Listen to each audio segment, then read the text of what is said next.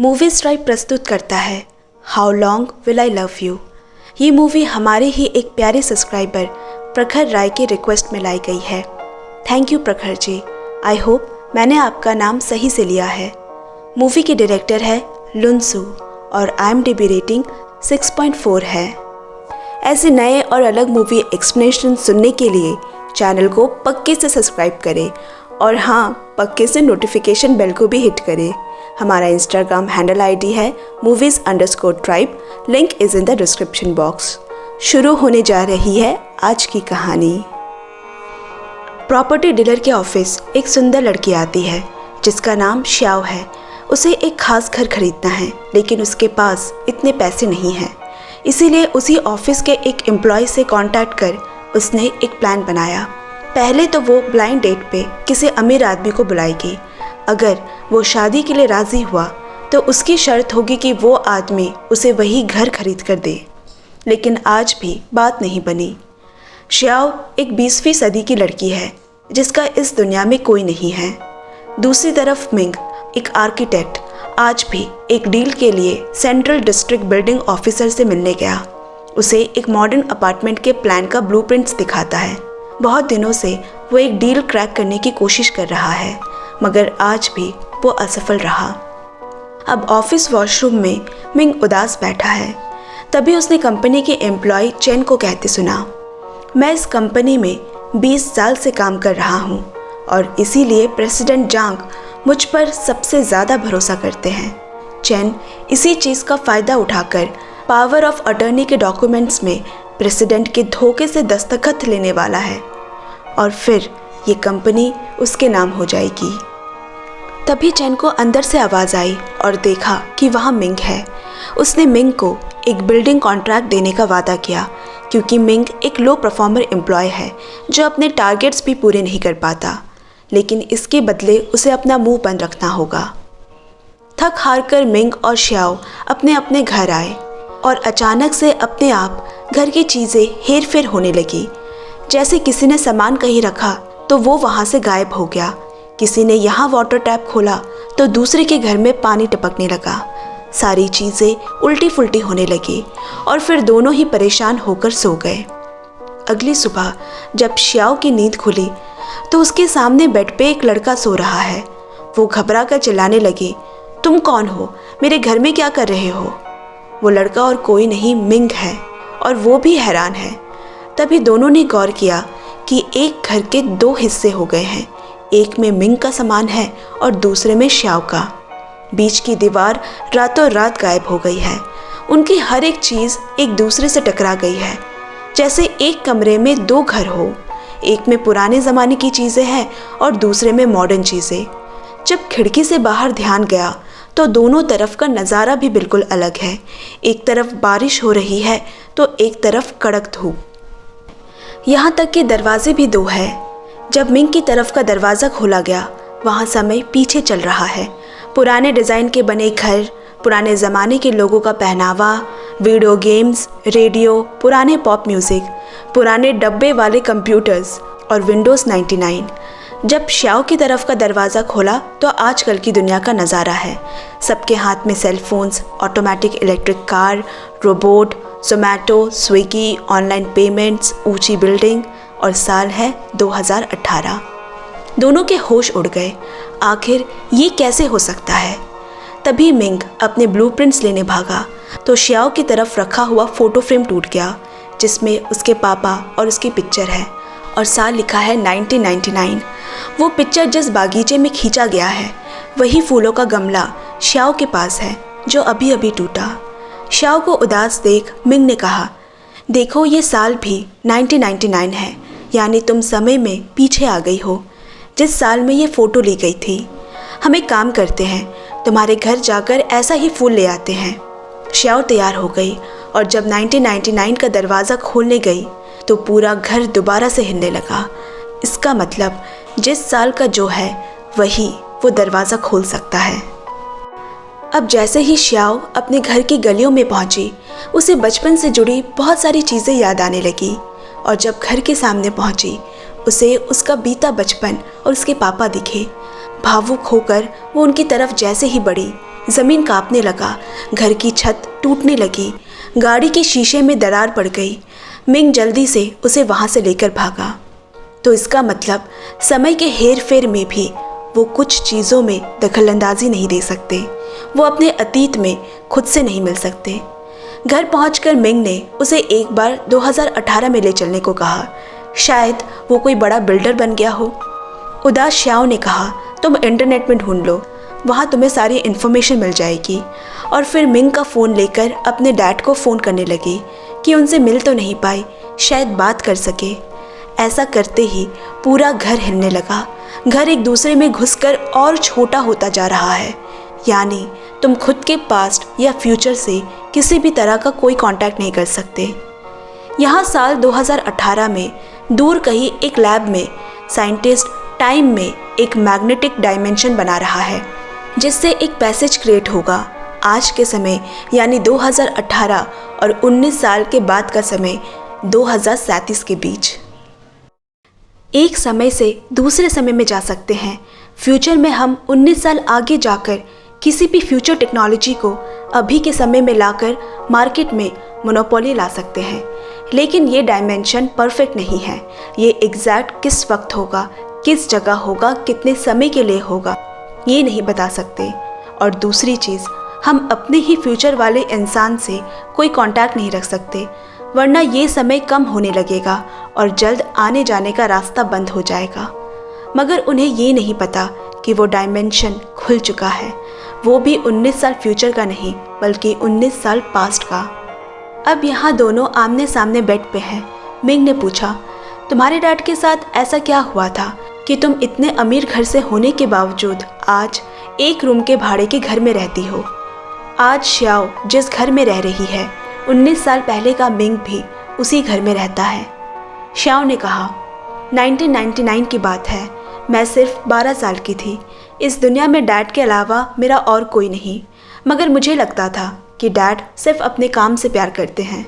एक दिन लेट आने की वजह से मैंने उनसे झगड़ा कर लिया और उसी रात शराब पीकर गाड़ी चलाने की वजह से उनकी कार एक्सीडेंट में मौत हो गई। सब कुछ जल गया, सारी प्रॉपर्टी चली गई।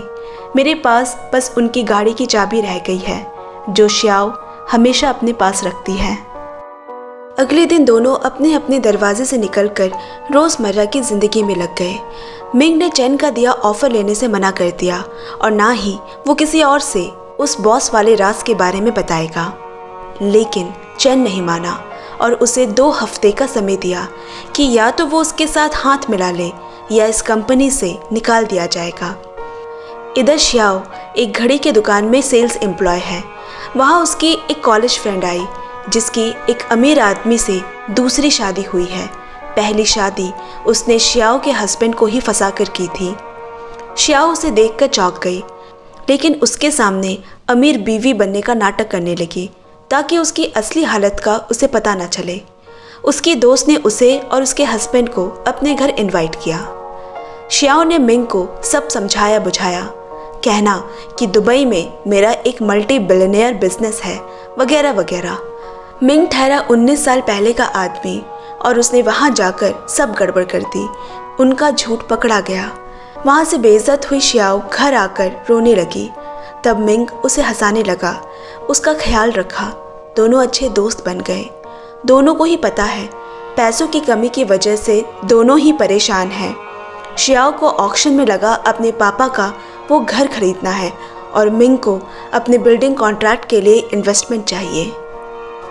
उसी वक्त टीवी में न्यूज़ आ रही है कि किसी आदमी की 2 करोड़ की लॉटरी लगी है। दोनों के दिमाग में बत्ती जली।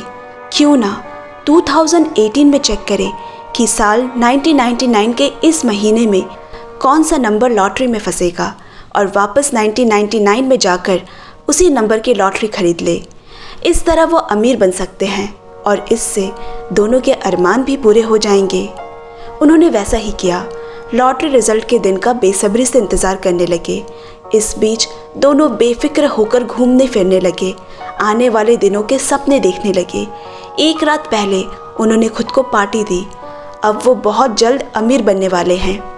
बिल न चुका पाने पे श्याओ ने अपना बैग गिरवी रख दिया कि कल आकर पूरे पैसे चुकाकर वो ले जाएगी। आज लॉटरी रिजल्ट का दिन है। काउंटडाउन शुरू हुआ। दोनों की सांसें थमी हैं और बिंगो, नंबर मैच हो गया। दोनों की आंखें खुशी के मारे चौंधिया उठी। लेकिन तभी जोरों से सब कुछ कांपने लगा और लॉटरी से नंबर गायब होने लगे। मतलब वो अपनी या किसी और की तकदीर धोखे से नहीं बदल सकते। एक पल दोनों खुश थे और अब दोनों ही फिर से उदास हो गए। श्याओ ने कल गिरवी रखे बैग में से बस अपने पापा की कार की चाबी मांगी, लेकिन वो भी उसे नहीं मिली। दोनों रास्ते में ही झगड़ पड़े। तभी श्याओ की नज़र एक बड़े से एलईडी स्क्रीन पर पड़ी जिसमें मिंग स्पीच देते हुए दिखाई दे रहा है। क्या सच में मिंग एक बड़ा बिल्डर बन चुका है? जब दोनों बिल्डिंग के अंदर जाने की कोशिश करने लगे, मिंग उसका भाई है बताकर अंदर घुस गया, लेकिन श्याओ को वहीं रोक दिया गया। खुद को ऐसे सामने देख उसे यकीन नहीं आ रहा कि वो एक बिजनेस टाइकॉन बन गया है। 19 साल बाद 2018 में वो इस मुकाम में है। उसके ज़्यादा करीब आने से भूकंप आने लगा। भागते हुए 1999 के मिंग के पास से गुजरने पर बिजनेस टाइकॉन मिस्टर मिंग के दिमाग में वो सारी नई यादें बनने लगी जो 1999 से आए मिंग ने श्याओ के साथ बिताई है, जो कि पहले कभी हुआ ही नहीं था। लेकिन उस डायमेंशन के खुल जाने से नई चीज़ें हो रही है। तभी उसने श्याओ को वहाँ से गुजरते हुए भी देखा, जो भागकर अंदर मिंग को देखने आ रही है। बिजनेस टाइकॉन मिस्टर मिंग के हाथ में भी एक पुराने घाव का निशान बन गया, जो आज 1999 के मिंग को चोट लगने से हुआ है। जो साइंटिस्ट दूसरे समय का डायमेंशन खोलने की कोशिश कर रहा है, वो इसी बिजनेस टाइकॉन मिस्टर मिंग के अंदर ही काम करता है। वो समझ गया कि 19 साल बाद का नहीं, बल्कि 19 साल पहले के मिंग का टाइम डायमेंशन खुल चुका है। अगर सब कुछ वैसा नहीं हुआ जैसे पहले हुआ था, तो आज इस मिंग का अस्तित्व खत्म हो जाएगा। मतलब उसे श्याओ को उसकी ज़िंदगी से हटाना होगा। सब कुछ वैसे ही होना चाहिए जैसे 19 साल से होता आ रहा है। तभी पास्ट का मिंग आज का successful business tycoon mister Ming बन पाएगा। पर यहाँ तो घर पे श्याओ और मिंग दोनों ही बहुत खुश हैं। दोनों ने ये भी सोच लिया कि अगर ऐसा हुआ तो आगे जाकर दोनों शादी कर सकते हैं और आराम की ज़िंदगी जी सकते हैं। अब यहाँ जो चेन ने मिंग को सोचने के लिए 2 हफ्ते दिए थे, वो प्रपोज़ल मिंग ने सुबह जाकर ठुकरा दिया और कहा बहुत जल्द कोई उसके ऊपर बड़ी इन्वेस्टमेंट करने वाला है। चेन ये सुन हक्का बक्का रह गया। तभी उनका बॉस मिस्टर जांग वहाँ आ गए। निकलते हुए मिंग ने दोनों के बीच अनबन होते हुए सुनी, जहाँ बॉस कह रहा है कि उसे सब पता चल गया है। चेन उसके पीठ पीछे साजिश कर रहा है और चेन इस बात को नकार रहा है। अब यहाँ घड़ी की दुकान में काम कर रही श्याओ के पास बिजनेस टाइकॉन मिस्टर मिंग आया और उसे डिनर पे ले गया।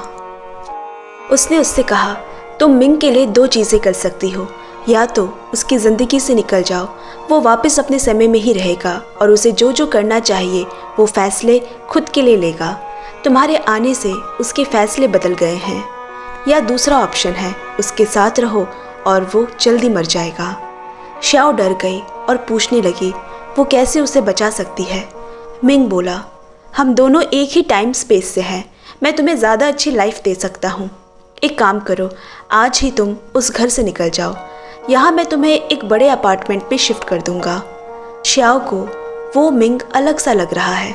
कितनी अजीब बात है, दोनों इंसान एक होने के बावजूद कितना अंतर है। वक्त इंसान को वाकई में कोई और बना देता है। घर छोड़ते वक्त मिंग ने कहा, तुम उससे चेन का ठुकराया प्रपोज़ल एक्सेप्ट कर लेने को कहना, ये बहुत ज़रूरी है उसके आज के लिए। यहाँ मिंग ने उसके लिए डिनर बनाकर रखा है, उसे सरप्राइज़ देगा। लेकिन जब उसने खिड़की से खुद को एक लग्जरी कार में श्याओ को छोड़ते हुए देखा, उसे जलन होने लगी।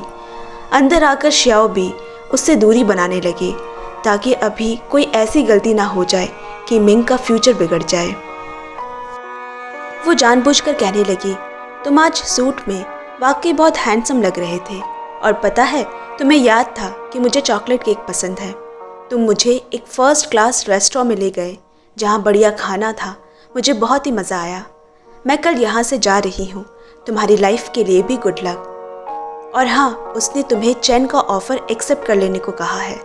मिंग सोचने लगा, चलो मैं नहीं पर मेरा फ्यूचर तो तुम्हें वो सब दे सकता है जिसके तुम हकदार हो। अब से हम दोनों के रास्ते अलग हुए। बिजनेस टाइकून मिस्टर मिंग ने उसे वही घर दिया जो उसके पापा का था और एक क्रेडिट कार्ड देते हुए कहा, और पैसे चाहिए तो मेरे ड्राइवर को फ़ोन कर लेना। श्याओ रोने लगी। आज उसके पास ये घर तो है पर मिंग नहीं है। और यहाँ मिंग ने भी चैन का ऑफर एक्सेप्ट कर लिया। यहाँ साल 1999 में चैन प्रेसिडेंट जांग के ऑफिस कंप्यूटर से कुछ चोरी कर रहा है। पहले से शक बॉस ने उसे रंगे हाथों पकड़ लिया। जब वो पुलिस को फ़ोन करने लगा, दोनों में हाथापाई शुरू हो गई। चैन ने एक भारी चीज़ बॉस के सर पे दे मार उसे बेहोश कर दिया। शराब उसके कपड़ों पे छिड़क दी और फिर उसने मिंग को फ़ोन कर जल्दी वहाँ बुलाया। जब मिंग वहाँ पहुँचा, चैन ने उसे कार की चाबी थमा दी, जिसमें पहले से ही कार की डिक्की में बॉस की बेहोश बॉडी है, और कार उसके पीछे लेकर आने को कहा। एक कंस्ट्रक्शन साइट पहुंचकर उसने जब बॉस की बॉडी डिक्की से निकाली, मिंग डर गया। कहने लगा, ये गलत है, सिर्फ पैसों के लिए किसी को कैसे मार सकते हैं। यहाँ बिजनेस टाइकून मिस्टर मिंग को पता है आज की रात कितनी मुश्किल है उसके लिए। आज ही अगर 1999 के मिंग ने चैन का साथ दे दिया जैसा उसने दिया था तो उसकी किस्मत पलट जाएगी। चैन अपने इस राज को छुपाने के लिए उसे बिजनेस पार्टनर बना लेगा। इसी तरह ही तो वो आज अपने मुकाम पर पहुंच पाया है। चैन ने बॉस को ड्राइवर सीट पर बिठा दिया और स्टीयरिंग से अपने फिंगरप्रिंट्स मिटाने लगा। चुपचाप खड़े मिंग की नज़र गाड़ी में लटकती की चेन पर पड़ी। ये तो उसने शाओ के पास देखा था जो उसके डैड की थी। इसका मतलब प्रेसिडेंट जांग ही शाओ के डैड है जो ड्रंक एंड ड्राइव एक्सीडेंट में मारे गए थे। उसे बचाने की कोशिश में मिंग की चैन से हाथापाई हो गई। इधर 2018 के मिंग का अस्तित्व खतरे में है। वक्त रहते मिंग ने बॉस को बचा लिया और बिजनेस टाइकून मिंग गायब हो गया। 1999 सुबह जब बॉस को होश आया, उसने मिंग का शुक्रिया अदा किया। मिंग ने कहा, आपकी बेटी घर पर आपका इंतज़ार कर रही है। बॉस को कुछ समझ नहीं आया कि उसने ऐसा क्यों कहा। इधर चैन को पुलिस ने पकड़ लिया। अब सारी घटनाएं उल्टी होने लगी। धीरे धीरे सब पीछे जाने लगा और एक वक्त में आकर दोनों आमने सामने खड़े हैं। मिंग ने कहा, मुझे भूलना मत, और शाओ ने कहा, मैं तुम्हारा इंतज़ार करूंगी। और फिर शाओ हवा में घुल गई। उन्हें 19 साल लंबा इंतज़ार करना होगा एक दूसरे से वापस मिलने के लिए, और कहानी यहीं ख़त्म हो जाती है। दोस्तों, आज की एक्सप्लेनेशन आपको कैसी लगी कमेंट में ज़रूर शेयर करें और चैनल को भी पक्का सब्सक्राइब कर लें। आपसे जल्द मिलते हैं अगले वीडियो में। Bye bye, love you and take care friends.